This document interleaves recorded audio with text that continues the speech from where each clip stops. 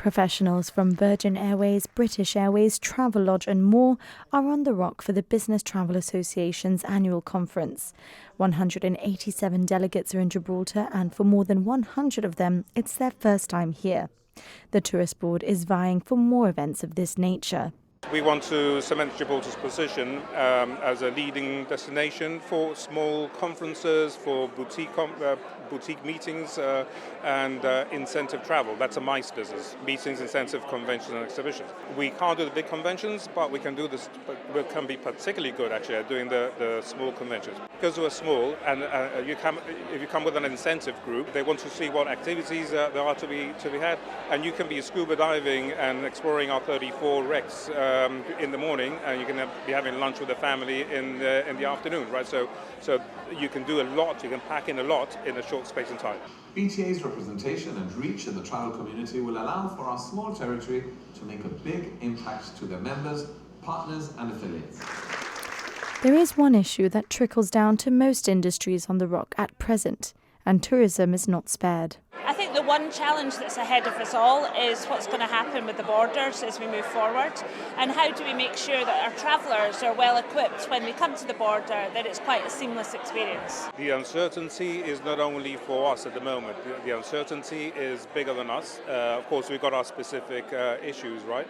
But in terms of, we were in a meeting in London with the FDO, and they were sounding alarm bells of how it could disrupt travel to Europe from the UK to Europe, because they have to implement all the biometrics and all this. So we could have about a year worth of troubled waters in terms of traveling. But that will affect everybody, not only Gibraltar. In Gibraltar, of course, we're waiting for the treaty. So as soon as that gets done, and we know that we have certainty, I think that's the key. I think the key is to have the certainty, whether there's a treaty or there's no treaty, at least we'll know where we stand. Many of these visitors are experts in their fields, so it's important to know how Gibraltar fares when hosting conferences of this calibre.